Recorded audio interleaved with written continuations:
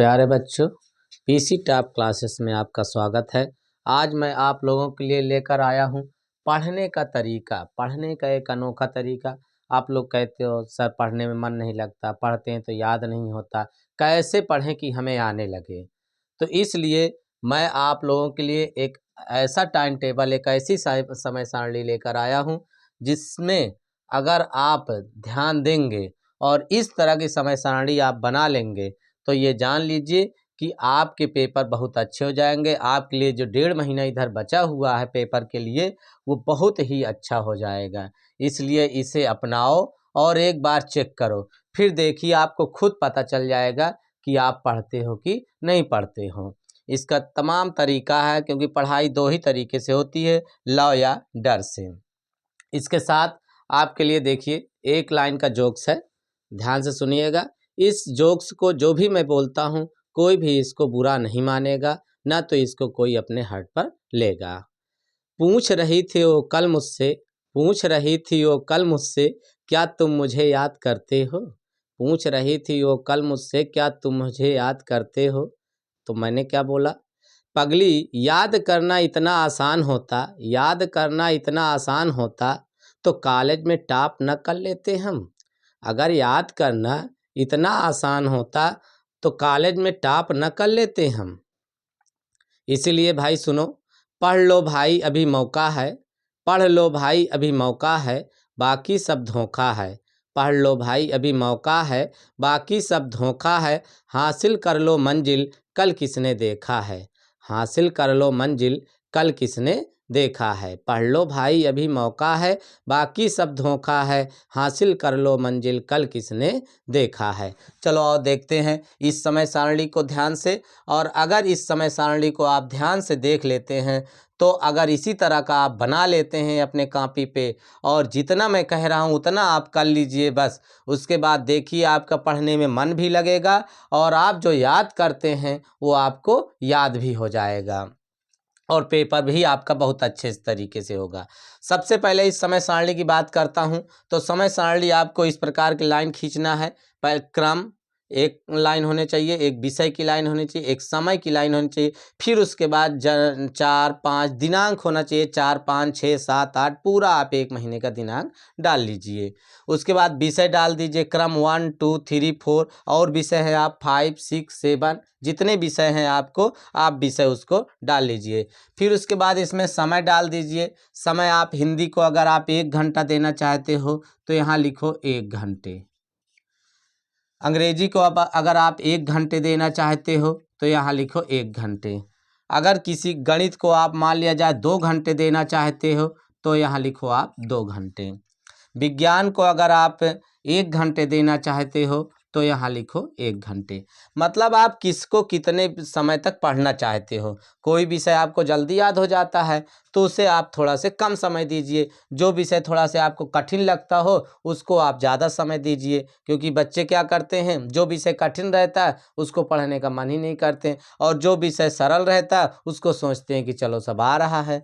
तो इस चीज़ को आपको ध्यान देना है। और जैसे आपका भौतिक विज्ञान, रसायन विज्ञान, विज्ञान में इसके साथ ही आपका संस्कृत है, सामाजिक विज्ञान है कक्षा 10 में, आप नीचे उसको डाल लीजिए। फिर आपको जनवरी, 4 जनवरी, 5 जनवरी, जैसे आज का टाइम है, आज से आप स्टार्ट कर रहे हो सुबह से, तो आप यहाँ समय डाल दीजिए 4 जनवरी और समय 5 जनवरी समय। अब इसके बाद इसमें क्या करना है, ध्यान से समझो। 4 जनवरी, अभी इसका एक्सप्लेन करता हूँ कि इसका मतलब क्या होता है। इधर दिया हुआ है आपका ये विषय, समय, साइन, ये जितना भी होता है। तो सबसे पहले क्रम की बात, फिर विषय, विषय की बात करते हैं। अब इस विषय में अगर हम चलते हैं तो विषय में ये देखेंगे कि हम सुबह पढ़ रहे हैं या शाम को पढ़ रहे हैं। जो लिखने वाला काम हो वो ज़्यादा से ज़्यादा आप शाम को करो। हाँ, ये नहीं कि आप शाम को पढ़ ले पूरा सुबह आप पढ़ो ही ना, क्योंकि सुबह हमारा दिमाग एकदम से फ्री होता है। जितना आप शाम को 3 घंटे पढ़ोगे उतना अगर आप सुबह 2 घंटे, 1.5 घंटे पढ़ लेते हो तो भी उसके बराबर ही होगा। तो इसलिए बच्चों सुबह थोड़ा सा ध्यान दीजिए कि जो याद करने वाला चीज़ है वो आप सुबह पढ़िए। इसमें से अगर आपके पास 6 विषय है, 5 विषय है, तो 3 विषय, 2 विषय शाम के कर लीजिए, जो इजी आसान लगता हो, और जो थोड़ा से कठिन लगता हो उसको सुबह पढ़िए। ये समय आपके ऊपर निर्धारित करता है कि आप समय कब देते हो। तो इस प्रकार से विषय आपको चुनना है कि कौन सा विषय आप सुबह पढ़ोगे, कौन सा दोपहर के पढ़ोगे या कौन सा शाम के पढ़ोगे। इसके बाद हम समय की बात कर दिए हैं कि आप कितना समय कौन से विषय को देना चाहते हो। फिर उसके बाद और समय की बात है, सुबह शाम विषय की बात हो गई है। अब इसके बाद हम बात करते हैं, अब यहाँ समय की बात है। यहाँ क्या करेंगे आप, इस समय में जो लिखेंगे ये नहीं पढ़ लिख करना टिक लगा दिए, नहीं, ऐसा नहीं करना है। फिर क्या लिखे, फिर आप लिख दिए 2 बजे से पढ़ रहे हैं, ये भी नहीं लिखना है।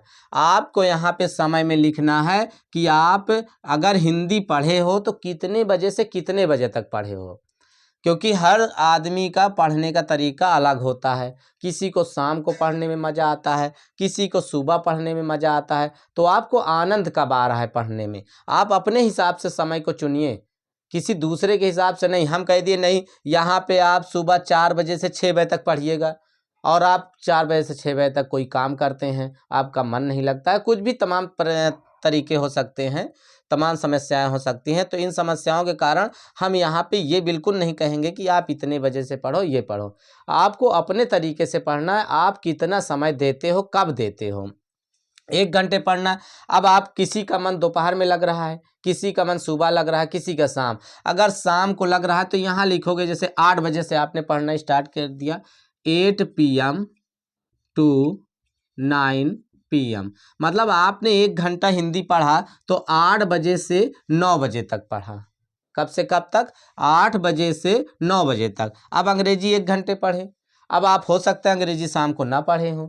अगर आप अंग्रेजी शाम को नहीं पढ़े, सुबह पढ़े हैं, तो फिर सुबह का समय डालिए। अगर हम कहते हैं 4 बजे से आपने इंग्लिश पढ़ा है तो 4 AM टू 5 AM।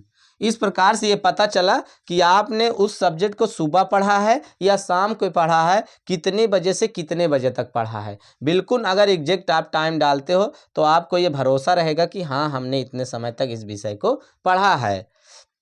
इसी प्रकार से गणित आप लिख दोगे। गणित मान लो आपको दोपहर में मन लग रहा है, दोपहर को 1 बजे पढ़ रहे हो तो 1 PM टू, अब 2 घंटे पढ़ रहे हो तो 3 PM। इस प्रकार से अगर आप समय को डालते हो। विज्ञान आप पढ़ रहे हो, मान लिया जाए विज्ञान आप शाम के पढ़ रहे हो, आप शाम को पढ़ रहे हो 10 PM टू 11 PM। इस प्रकार से आप समय को डाल दोगे। अगर डेली के डेली आप इसी प्रकार से समय को डालते जाएंगे तो आपको प्रॉब्लम नहीं होगी, कोई भी सब्जेक्ट छूटने ना पाए। पूरे 24 घंटा में आपको देख लेना है कि 24 घंटे में हमारे पांचों विषय जितना समय डाले थे, 6 घंटे से तो कम पढ़िए ही नहीं। ये अभी 2, 1, 3, 1, 4, 1, 5, अभी 4 ही विषय हैं। आगे और विषय हैं जो आपके 1-2 विषय हैं, उसमें भी 1-1 घंटा डाल दीजिए। 6-7 घंटा से कम तो पढ़िए ही ना। इससे अगर आप कम पढ़ेंगे तो आपका अच्छा रिजल्ट नहीं आएगा। अब बात करते हैं, ये विषय हो गया, समय हो गया। अब बात करते हैं साइन की।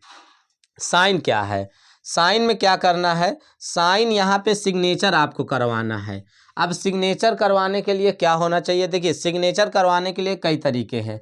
अगर आप घर में हो, अगर आप घर में हो, अगर आप घर में हो तो आप कहिए सर टीचर कहाँ मिलेंगे, घर में है तो। अगर आप घर में हो तो अपने अभिभावक से, आपके मम्मी होंगी, आपके पापा होंगे, चाचा होंगे, कोई भी रिलेशन के घर परिवार के अगर हैं, नहीं है तो आप अगल बगल किसी के पास चले जाइए, लेकिन वहाँ पे आप सिग्नेचर ज़रूर करवाइए, जिससे ये पता चले। ये एक प्रकार का प्रेशर होगा, क्योंकि आपको मैंने बताया ना कि ये देखो, या तो व्यक्ति या तो लड़का पढ़ेगा लॉ से या तो डर से। यदि आपके पास लॉ है तब आप बहुत मेहनत करेंगे, या तो फिर प्रेशर है। तो ये मेरे टाइम टेबल में, समय सारणी में लॉ और डर दोनों विद्यमान है। लॉ ये है कि मुझे इस टाइम टेबल को भरना है, कोई भी कॉलम खाली ना रहे। डर ये है कि मुझे साइन कराना है, डर मुझे ये है कि मुझे साइन कराना है। जो साइन करेगा वो टोकेगा जरूर, बोलेगा जरूर कि आपने इसको क्यों नहीं पढ़ा, इसमें क्यों नहीं टाइम भरा। बस एक चीज़ का ध्यान रहे, इसमें ईमानदारी होना चाहिए। क्या होना चाहिए, ईमानदारी होना चाहिए। तो इसलिए यहाँ पे आपको जो साइन कराना है, घर में हो अगर आप, तो आप किसी भी अभिभावक से करा लीजिए। अगर आप मान लिया जाए स्कूल में हो, स्कूल जाते हो, तो स्कूल में आपके सब्जेक्ट टीचर हैं या आपके कोई भी टीचर हैं जो क्लास टीचर हैं, सब्जेक्ट टीचर हैं, किसी से भी आप इसको ले जाकर साइन करवा लीजिए। निश्चित करिए, डेली करिए, डेली इसमें साइन होना चाहिए। 4 को आज हो गया, फिर 5 को होना चाहिए। सुबह शाम मिला के आपको 24 घंटे में इस कॉलम को भर देना है। इसके बाद अगर स्कूल भी नहीं जाते हो, घर में भी नहीं है कोई, तो आप जैसे ट्यूशन जाते हो, अगर ट्यूशन जाते हो तो वहाँ ट्यूशन में भी आपके सर होंगे, उनसे साइन करवा लीजिए। मतलब आपको यहाँ पे सिग्नेचर करवाना है तो करवाना है, और डेट डल जानी चाहिए कि हाँ हमने इसको 4 को अगर आप पढ़े हो तो 5 को सिग्नेचर होगी, 5/1/2024। इस प्रकार से एक सिग्नेचर हो गई। इसी प्रकार से 5 जनवरी को 6, 7, 8, 9, 10 पूरे महीने का आप बना लीजिए। और इस प्रकार से अगर आप करते हैं और डेली सिग्नेचर अगर आप करवाते हैं तो मैं गारंटी लेता हूं कि आपका पढ़ने में मन भी लगने लगेगा, आप जो पढ़ोगे वो याद भी हो जाएगा, और आपके अच्छे रिजल्ट से कोई आपको रोक नहीं सकता है। चौथा चीज़ आपको मैं बताता हूं, दिमाग या मन। दिमाग कभी कभी काम नहीं करता है, पढ़ने का मन नहीं करता है, और उस समय आप कहोगे कि अरे सर ये टाइम टेबल आपका लगा हुआ है, इसको भरना है, कैसे भरेंगे, ये तो हमारे दिमाग में आ नहीं रहा है। तो आप देखिए 24 घंटा आपका दिमाग खराब नहीं रहेगा, कभी न कभी आपका दिमाग अच्छा भी रहेगा। जब माइंड फ्री हो, आप थोड़ा से कोई फालतू की चीज़ ना सोच रहे हो, अगर ऐसा बिल्कुल से आपका मन पढ़ने के लिए तैयार हो, उस समय आप फिर इसको शुरू करिए। लेकिन अब ये नहीं कि आपका मन ही ना कहे पढ़ने के लिए, तो ऐसा फिर पॉसिबल नहीं है। मन को तो कहना ही पड़ेगा कि पढ़ना ही पड़ेगा, रिजल्ट के लिए, पास होने के लिए, भविष्य के लिए, ये आपको देखना ही पड़ेगा। तो इसलिए ये दिमाग और मन की बात है। मन जब आपका ज़्यादा लगे उस समय आप उस विषय को ध्यान दीजिए जो विषय थोड़ा से कठिन लगता हो। जब कम दिमाग मन लगे, अगर ऐसा होता है तो आप हल्के विषय लो, जैसे हिंदी है भाई, जिसको जो आपकी मातृभाषा है, जैसे आपको जल्दी याद हो जाता है, तो ऐसे विषय को अगर आप लेते हैं तो उसमें ज़्यादा मन लगेगा। कभी कभी होता है कठिन विषय रहता है, सवाल नहीं आ रहा है, क्वेश्चन समझ में नहीं आ रहा है, उसके बावजूद भी आप क्या करते हैं, उसको रख देते हैं, नहीं समझ में आता तो उसके लिए आप उसको बार बार पढ़िए, 2-3 बार पढ़िए, 4 बार पढ़िए, 5 बार पढ़िए। मन न लगे, बिल्कुल मन न कहे, फिर भी पढ़िए, आप उसको पढ़िए बस। अगर उसमें भी मन नहीं लग रहा तो आप उसको लिखिए कॉपी में। मतलब कि आप लिखिए या पढ़िए, लिखना पढ़ना दोनों ही पढ़ाई के अंतर्गत आता है। ये नहीं कि कोई लिख रहा है तो वो पढ़ाई नहीं है, कोई पढ़ रहा है तो पढ़ाई नहीं है। तो इसलिए दोनों पढ़ाई है, दोनों तरीके से आप पढ़ सकते हो। पक्का कहता हूँ कि आपकी पढ़ाई में मन भी लगने लगेगा, और अभी आपका जो समय पेपर के लिए बचा हुआ है, अच्छा रिजल्ट आ जाएगा। फिर आपको बताते हैं याद करने का तरीका। अब ये आपका आता है याद करने का तरीका, जो सबसे इम्पॉर्टेंट है, याद कैसे करें। कभी कभी क्या होता है, छोटे प्रश्न जो होते हैं वो तो बहुत आसानी से याद हो जाते हैं, जो छोटे प्रश्न होते हैं बहुत आसानी से याद हो जाते हैं, 1 लाइन 2 लाइन। अब 10 लाइन 20 लाइन का है तो उसको आपको याद नहीं करना, उसको बार बार पढ़ना है। अगर पढ़ के भी समझ में ना आए तो उसको लिखना है। पढ़ने और लिखने से वो क्या हमें याद नहीं होगा, समझ में आ जाएगा। अगर किसी प्रश्न का उत्तर हमारे समझ में आ गया तो हम बोर्ड पेपर में उसे बहुत अच्छे तरीके से लिख लेंगे। तो अगर हम इस टाइम टेबल के अनुसार चलते हैं और ध्यान देते हैं तो ध्यान दीजिए बच्चों, फिर आपका रिजल्ट गड़बड़ नहीं होगा। अगर ये अच्छा लगा हो तो प्यारे बच्चों, मेरे पीसी टॉप क्लासेस 800 चैनल को सब्सक्राइब कर दीजिए, लाइक कर दीजिए और एक छोटा सा कमेंट कर दीजिए। धन्यवाद।